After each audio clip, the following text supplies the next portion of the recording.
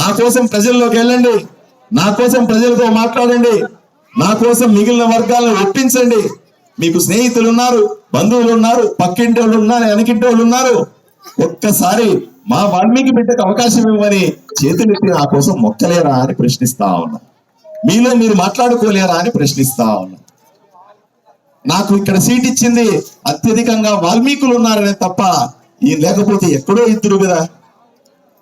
ఇక్కడ మీరున్నారని నేను వచ్చాను, మీరు సపోర్ట్ చేస్తారని వచ్చాను, నన్ను ఆశీర్వదిస్తారని మీ ముందుకు వచ్చాను. ఇక్కడ సీటు తీసుకుంటే మీరు గెలిపిస్తారని మీ ముందు నిలబడుకొని ఉన్నాను. ఒక్కసారి ఆలోచన చేయండి వాల్మీకి బంధువులారా, నన్ను భుజాన తీసుకోండి. ఈరోజు ఎమ్మెల్యే మీ కుటుంబ సభ్యుడు అవుతున్నాడని గర్వపడండి. ప్రజల్లోకి వెళ్ళి కమలం గుర్తుకు ఓటేసి అత్యధిక మెజారిటీతో గెలిపించుకుంటే నేను ఎమ్మెల్యే అయితే మీరు ఎమ్మెల్యే అయినట్టే అన్న విషయాన్ని మీరు అర్థం చేసుకోండి. అయ్యా, ఈ రోజు దాకా మీ మీద కేసులు పెడతా ఉన్నారు, ఎవడు పడితే ఆడు పోలీస్ స్టేషన్ రమ్మంటా ఉన్నాడు, అర్ధరాత్రి అపరాత్రి అని కాకుండా మీ ఇంటికి పోలీసులు వస్తా ఉన్నారు. నేను ఎమ్మెల్యే అయితే ఎలా ఉంటుందో ఒకసారి ఆలోచన చేసుకుని మీ ఇంటికి ఎవడన్నా రాగలుగుతాడా అని నేను సూటిగా ప్రశ్నిస్తా ఉన్నా.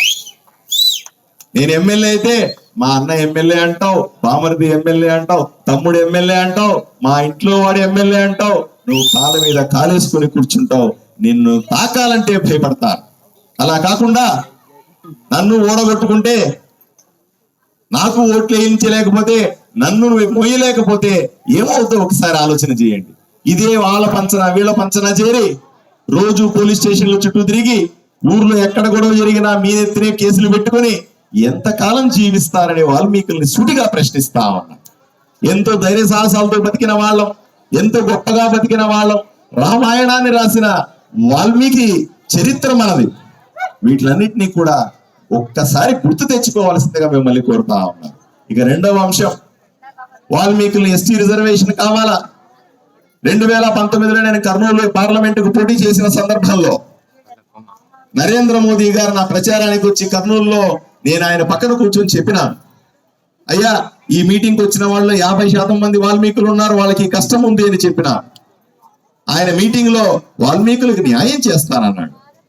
ఆ రోజు మీరందరూ కలిసి నన్ను కాపాడుకొని ఉంటే, ఆ రోజు మీరందరూ కలిసి నన్ను ఓట్లేసి ఉంటే 50% ఉన్నటువంటి వాల్మీకులు నన్ను ఆశీర్వదించి ఉంటే 5 సంవత్సరాల్లో నరేంద్ర మోదీ గారు వాల్మీకుల్ని ఎస్టీ రిజర్వేషన్ చేసి నేను మీ చేతిలో పేపర్ పెట్టేవాడిని.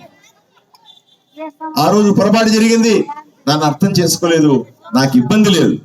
కానీ మళ్ళీ రెండోసారి ఆదోనిలో అత్యధికంగా ఉన్న వాల్మీకులను చూసి నాకు ఎమ్మెల్యేగా పోటీ చేసే అవకాశం ఇచ్చినారు. ఇప్పుడన్నా ఉపయోగించుకోండి, ఒక్కసారి నన్ను నమ్మండి. ఎంతో మందిని నమ్మారు,